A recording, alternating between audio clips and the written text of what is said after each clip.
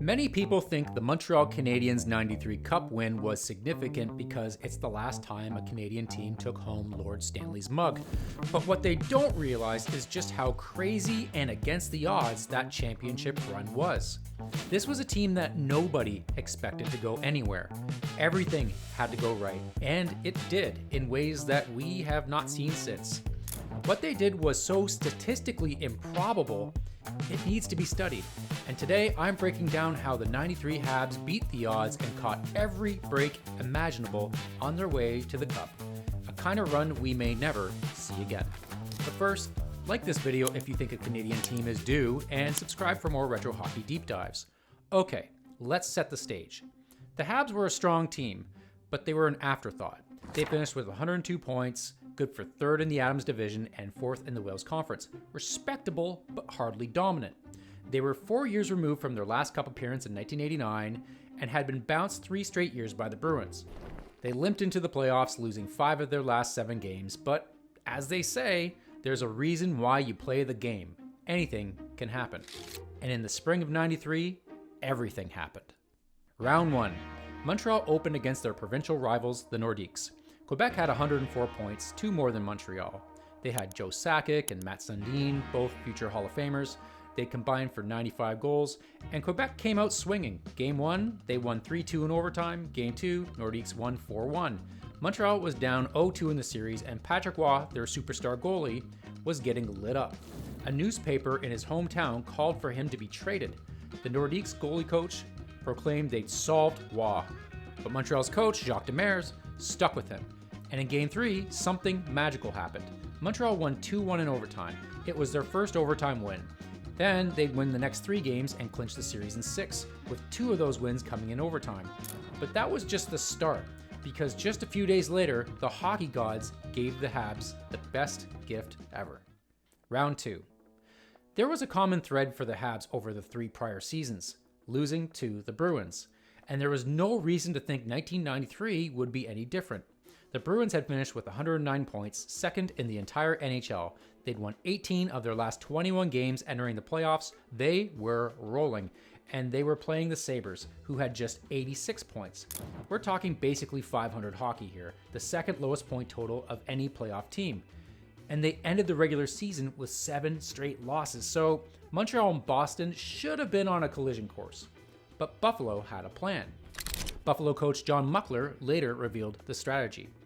I was killing us on the ice in practice. We knew we were going to play Boston, so I literally, for 2 weeks, sacrificed those 7 games by trying to get us in the best shape we could be in and play the type of game that was necessary. And well, it worked. Buffalo won in Game 1 at the Boston Garden 5-4 in overtime on Bob Sweeney's goal. Then they shut them out 4-0 in Game 2 behind Grant Fuhr's 34 saves.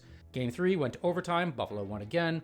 Then came Game 4. The Sabres fell behind 5-2 in the second period. It looked like the big bad Bruins had figured them out. But Donald Audette scored to make it 5-3. Then McGillney and Yuri Himalev scored 53 seconds apart in the third to tie it at 5-5. So again, we were going to overtime. 4 minutes and 48 seconds into OT, Brad May, who hadn't scored in 28 games, took a pass from a falling Pat LaFontaine, put the puck between Ray Bourque's legs, shaked and baked Andy Moog, and scored one of the most iconic goals in hockey history with one of the best calls you'll ever hear by Rick Jeanneret.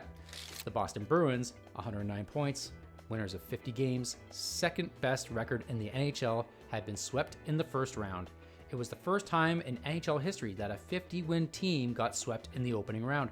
And Montreal, they were thrilled. Instead of facing the team that had tormented them for 3 straight years, they got the 86-point Sabres, who just pulled off a miracle upset.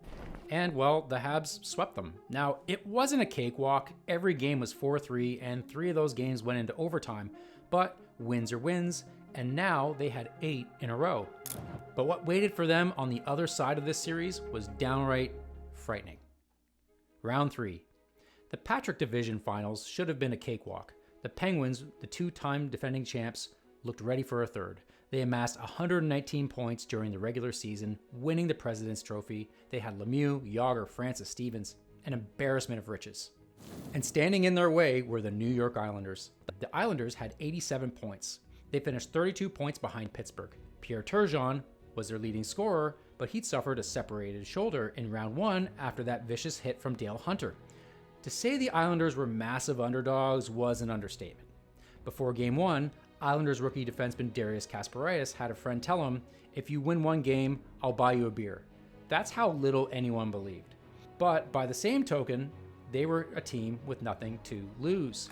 By the time Montreal won their series against Buffalo on May 8th, the Pens Isles series was tied at 2. On the ropes, heading into Game 6, the Islanders won 7-5 to force Game 7 at the Igloo. Still, the Islanders needed a miracle, and they got one. Somehow, impossibly, Turgeon came back. The separated shoulder didn't matter. He dressed for Game 7, giving the Islanders an emotional lift. And it worked. The Islanders were up 3-1 late in the third, and at that point, it seemed over. The Islanders were going to pull off the biggest upset of the playoffs. But then, the Penguins became the Penguins. They scored twice in the final 4 minutes to tie the game. The Penguins had all the momentum. The dynasty was still alive. They just needed one more goal. And then, at 5:16 into overtime, Ulf Samuelsson got caught at the wrong time. The Islanders had a 3-on-1 break. Ray Ferraro carried the puck down the ice, fed David Volek, who one-timed it over Barrasso's shoulder. The Penguins were eliminated by the 87-point New York Islanders. Dynasty over. If the Habs thought the Sabres knocking out the Bruins was a gift from the hockey gods, this was Christmas. The Habs won the first 3 games of the series against the Islanders, 2 of them in overtime, and that put them at 7 overtime wins in a row and 11 straight wins. The Islanders finally stopped the streak in Game 4, but what the Habs accomplished was incredibly rare. The odds of winning 11 straight games, assuming 50-50 odds, is 1 in 2,048, or roughly 0.05%. But Montreal closed them out in Game 5 at home, and just like that, the Habs were headed to the finals. And once again, the hockey gods smiled on them. The finals. The Campbell Conference Finals would determine Montreal's opponent, and everyone expected it would be the Toronto Maple Leafs. They had 99 points, the Kings had 88, but by the time Montreal beat the Islanders, the Leafs and Kings were tied at 2 games apiece. The Leafs would go up 3-2, putting them 1 win away from the final that Canadian hockey fans were drooling over. But the hockey gods had other plans. In Game 6 overtime, Wayne Gretzky's stick came up and caught Doug Gilmour in the face. Blood poured from his chin. Under 1993 rules, that's a 5-minute major. The best player in the world watching from the sin bin. But Kerry Fraser missed it. And who would go on to score the OT winner? You guessed it, Gretzky. And then, in Game 7, Gretzky had the best game of his career, a hat trick and an assist. One of his goals deflected off of Dave Ellett's skate, which Bob Cole and Harry Neal said was a lucky goal, but he totally meant to do that. There was no King anywhere in sight. But for Leaf fans, it was the dagger. The Kings won the game 5-4, and now the Habs, once again, had the favorable matchup against a sub-90 point team. And even with that, they needed another fortunate bounce. The Kings came out flying in Game 1 and took it 4-1. And in Game 2, the Habs were down 2-1 late in the third. The Kings were minutes away from a 2-0 series lead. And then Jacques Demers made the call of his life. With 1:45 left in regulation, he asked for a stick measurement on Kings defenseman Marty McSorley. The stick had an illegal curve. McSorley got a 2-minute penalty for unsportsmanlike conduct.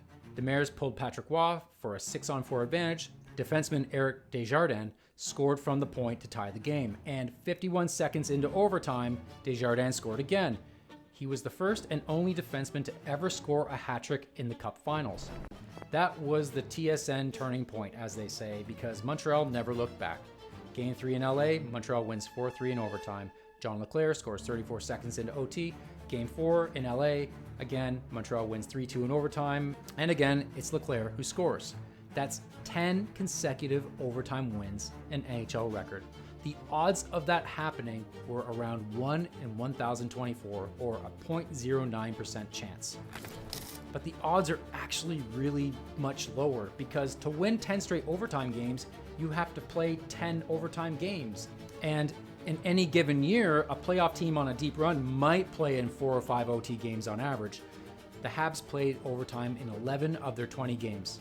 It just goes to show you how improbable their run really was. But in Game 5, no overtime was necessary. The Kings had run out of gas. The Habs were the team of destiny. The hockey gods clearly wanted them to win. The Forum Ghosts were singing. They took the game and the cup with a commanding 4-1 win. It's almost like once they got through the Nordiques, every other team cleared their path to the cup. Instead of a 109-point Bruins team that had their number, they got the 86-point Sabres. Instead of the back-to-back champs and President's Trophy winning Pens, they got the 87-point Islanders. Then, instead of the 99-point Leafs, they got the 88-point Kings. Helped by one of the most consequential missed calls in hockey history. They went 16-4 with an 11-game win streak and 10 straight overtime wins.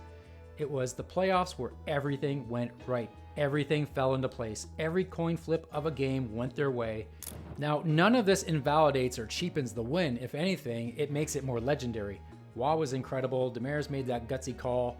They had ice in their veins in OT, unlike anything we've ever seen. And given that no Canadian team has won since, you have to think that sooner or later, the hockey gods have to give another Canadian team that kind of luck. Or maybe just the Habs one more time. If you like this retro hockey deep dive, hit that subscribe button. Thanks for watching.